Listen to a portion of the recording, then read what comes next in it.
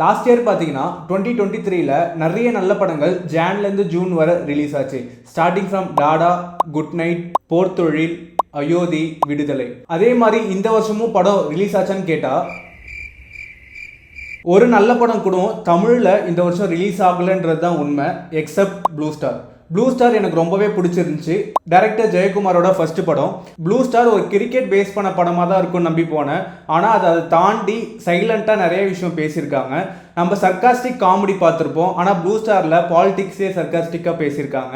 எனக்கு ரொம்பவே பிடிச்சிருந்துச்சு. காமெடியும் நல்லாவே ஒர்க் அவுட் ஆயிருந்துச்சு படத்தில். அப்பார்ட் ஃப்ரம் ப்ளூ ஸ்டார் வேற ஏதாவது நல்ல படம் வந்துச்சான்னு கேட்டால் வரலன்னு தான் சொல்லணும். இந்த வருஷம் நிறைய பிக் ஸ்டார்ஸோட படம் லைனப்பில் இருக்குது. ஆனால் அது எல்லாமே ஒரு கம்ப்ளீட் படமாக நம்மளை சாட்டிஸ்ஃபை பண்ணுமான்னு கேட்டால் அப்பார்ட் ஃப்ரம் ஸ்டார்ஸ் கேள்விக்குறி தான். ரீசெண்டாக சில படங்களோட ட்ரைலர்ஸ் பார்த்தா ரொம்ப ப்ராமிசிங்காகவே இருந்துச்சு.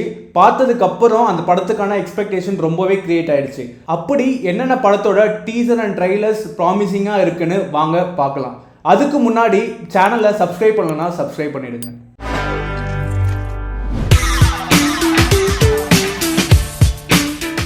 அர்ஜுன் தாஸ் தானியாவோட ரசவாதி ட்ரைலர் பார்க்கறதுக்கு முன்னாடி அர்ஜுன் தாஸோட படம் ஒன்று ட்ரைலர் ரிலீஸ் ஆயிருக்கு.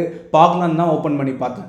பார்த்ததுக்கு அப்புறம் தான் தெரியுது படத்தோட டைரக்டர் யாருன்னு பார்த்தீங்கன்னா சாந்தகுமார். டைரக்டர் சாந்தகுமார் யாருன்னு பார்த்தீங்கன்னா மௌனகுரு, மகாமுனி படத்தோட டைரக்டர் தான். இந்த ரெண்டு படமுமே எனக்கு ரொம்பவே பிடிக்கும். ட்ரைலரில் from the writer and director of Mounaguru, மகாமுனின்னு பார்க்கும்போதே படத்துக்கு மேலே எக்ஸ்பெக்டேஷன் எனக்கு ரொம்பவே கிரியேட் ஆயிடுச்சு. ட்ரைலரும் பார்க்கறதுக்கு ரொம்ப நல்லாவே இருந்துச்சு. பர்டிகுலராக நோட் பண்ணி சொல்லணும்னா ட்ரைலரில் மியூசிக் ரொம்பவே நல்லா இருந்துச்சு.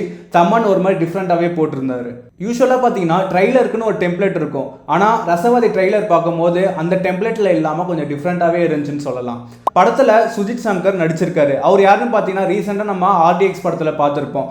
அவருக்கு இந்த படத்தில் ஒரு முக்கியமான ரோல் இருக்க மாதிரி தெரியுது. ஏன்னா ட்ரைலரில் அவர் நிறைய சீன்ஸில் காமிச்சிருக்காங்க. அவரோட ஆக்டிங்கும் ஒரு மாதிரி நல்லாவே இருந்துச்சுன்னு சொல்லலாம். டைரக்டர் சாந்தகுமார் மேலே எனக்கு நம்பிக்கை இருக்குது. ப்ளஸ் ட்ரைலரும் நல்லாவே இருக்குது.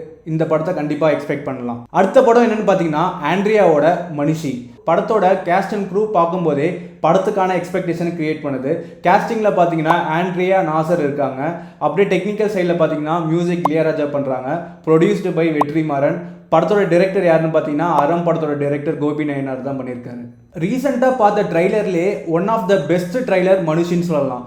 மனுஷி என்ன மாதிரியான படம்னு பார்த்தீங்கன்னா ஒரு இன்ட்ராகேஷன் பேஸ் பண்ணியான ஒரு படம் தான் சொல்லணும். எப்படின்னா ஒரு விசாரணை நம்ம பார்த்துருப்போம், அந்த மாதிரியான ஒரு ஜானரில் இருக்குன்னு எதிர்பார்க்கலாம். ட்ரைலர் ஸ்டார்டிங்லேயே ஆண்ட்ரியாவையும் அவங்க அப்பாவையும் அரெஸ்ட் பண்ணிடுறாங்க. ட்ரைலர் ஃபுல்லாகவே அவங்க ரெண்டு பேரையும் இன்வெஸ்டிகேட் பண்ணுற மாதிரி தான் போகுது. ட்ரைலரில் பார்த்தீங்கன்னா டைலாக்ஸ் எல்லாமே ரொம்ப ஆடிட்டிங்காக இருக்குது. வர டைலாக்ஸ் எல்லாமே பாலிடிக்ஸ் மட்டும்தான் பேசுது. ட்ரைலர் பார்க்குறதுக்கு ரொம்ப ப்ராமிசிங்காகவே இருக்குது. படத்துக்கான எக்ஸ்பெக்டேஷன் டபுளாக தான் எனக்கு இருக்குது. நீங்கள் ட்ரைலர் பார்க்கலன்னா சீக்கிரம் போய் பாருங்கள். அடுத்த படம் என்னன்னு பார்த்தீங்கன்னா இந்த காம்போ நம்ம எக்ஸ்பெக்ட் பண்ணாத ஒரு combo. Chiyaan Vikram, director S U Arunkumar. இவங்க ரெண்டு பேரும் காம்போ நம்ம எக்ஸ்பெக்ட் பண்ணியிருக்கவே மாட்டோம். சித்தா படத்தோட சக்ஸஸுக்கு அப்புறம் அருண்குமார் சியான் விக்ரமோட சேர்ந்திருக்காரு. சியான் 62வோட அனௌன்ஸ்மெண்ட் வீடியோ ஃபர்ஸ்ட் ரிலீஸ் பண்ணியிருந்தாங்க. சாப்டர் 1 போலீஸ் ஸ்டேஷன்னு. பார்க்குறதுக்கு ரொம்ப ரியலிஸ்டிக்காகவே இருந்துச்சு. அருண்குமாரோட one of the best strength என்னன்னு பார்த்தீங்கன்னா அவருக்கு ட்ராமா ரொம்ப நல்லாவே வரும். அவர் ரியலிஸ்டிக்காகவே எடுத்திருப்பாரு எல்லாத்தையுமே. அவர் படங்கள் பார்க்கறதுக்கு ரொம்ப ரியலிஸ்டிக்காகவே இருக்கும். அனௌன்ஸ்மெண்ட் டீசர் பார்க்கறதுக்கு ரொம்ப ரியலிஸ்டிக்காக இருந்துச்சு. சியான் விக்ரம நம்ம ஒரு வேற டைமென்ஷனில் பார்த்துருந்தோம். அதை தொடர்ந்து டைட்டில் டீசர் வீடியோ ரிலீஸ் பண்ணியிருந்தாங்க. சாப்டர் 2 மளிகை கடை அப்படின்ட்டு. பார்க்கறதுக்கு நல்லா தான் இருந்துச்சு. சூப்பராக இருந்துச்சு. எனக்கு என்ன அதில் ஒர்க் அவுட் ஆகலைன்னா எல்லாமே ஸ்டார்டிங்லேருந்து மிடில் வரைக்கும் எல்லாமே கரெக்டாக போயிருந்துச்சு. கடைசியில் சியான் விக்ரம் கண் எடுத்துகிட்டு சுடுற மாதிரி காமிச்சிருந்தாங்க. டீசர் பார்க்குறதுக்கு ஒரு கம்ப்ளீட் ஹீரோவை எலவேட் பண்ணுற மாதிரி மாஸ் பேக்கேஜிங்கில் தான் இருந்துச்சு. நம்ம ரீசெண்டாக தொடர்ந்து எல்லாமே கன் எடுத்து சுடுற மாதிரி பார்த்ததுனால எனக்கு பெருசாக அது ஒர்க் அவுட் ஆகலை. மேபி படத்தில் சியான் விக்ரம் பேக் ஸ்டோரி அது எல்லாமே அது சாட்டிஸ்ஃபை பண்ணுற மாதிரி இருந்திருக்கலாம். அது தவிர டீசர் ரெண்டுமே நல்லா இருந்துச்சு. முக்கியமான விஷயம் என்ன நோட் பண்ணோம்னா ரெண்டு டீசர்லுமே மியூசிக் வேற லெவலில் ஜிவி பிரகாஷ் போட்டிருந்தாரு.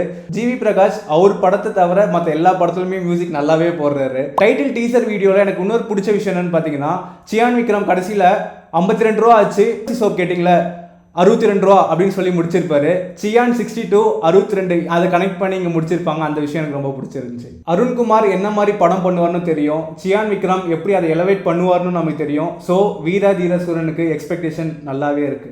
லாஸ்ட் படம் என்னன்னு பார்த்தீங்கன்னா கவினோட ஸ்டார். இளன் பியார் பிரேமா காதலுக்கு அப்புறம் ஸ்டார் பண்ணியிருக்காரு. ஸ்டாரோட ட்ரைலர் ரீசெண்டாக சோஷியல் மீடியாவில் ரிலீஸ் ஆகி நல்ல ரெஸ்பான்ஸ் வந்துட்டு இருக்குன்னு தான் சொல்லணும். ட்ரைலர் பார்த்ததுக்கப்புறம் எல்லாருக்குமே எக்ஸ்பெக்டேஷன் 200% வந்துருச்சுன்னே சொல்லலாம். ஸ்டார் ட்ரைலர் பார்க்கும்போதே ஸ்டார் என்ன மாதிரி படமாக இருக்கும்னு பார்த்தீங்கன்னா MS தோனி, ஜெர்சி, சூரரை போற்று இந்த மாதிரியான ஒரு ஃபீல்டில் தான் கண்டிப்பாக படம் இருக்கும். ஒரு ஸ்ட்ரகிளிங் ஆக்டரோட ஜேர்னி தான் ஸ்டார். டிரெக்டர் இளனோட அப்பா யாருன்னு பார்த்தீங்கன்னா நம்ம எல்லாருமே ராஜாராணி படம் பார்த்துருப்போம். அதில் ஜெய்யோட அப்பாவாக வந்த பாண்டியன். அவரோட ஸ்ட்ரகிளாக தான் இளன் ஸ்டாராக பண்ணியிருக்காரு. ரீசன்ட் இன்டர்வியூலையும் இளன் சொல்லியிருந்தாரு ஸ்டார் படத்தை அவங்க அப்பாவுக்கு டெடிகேட் பண்ணுறேன் அப்படின்ட்டு. லாஸ்ட் இயர் கவினை டாடாவில் பார்க்கும்போது கவினா இப்படி நடிச்சுக்கிறது அப்படின்னு பார்த்தோம்.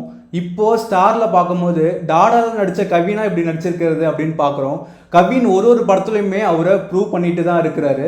லாஸ்ட் இயர் பார்த்தீங்கன்னா தமிழில் டாடா தான் கோலிவுட்டில் ஃபர்ஸ்ட் ஹிட் கொடுச்சு. அதே மாதிரி இந்த வருஷமும் கோலிவுட்டை ரெஸ்கியூ பண்ணுறது ஸ்டார் படமாக தான் இருக்கும்னு நினைக்கிறேன். எனக்கு தெரிஞ்சு கோலிவுட்டுக்கு May 10th ஒரு நல்ல நாளாக இருக்கும்னு நினைக்கிறேன். ஏன்னா ஸ்டார் படமும் May 10 தான் ரிலீஸ் ஆகுது.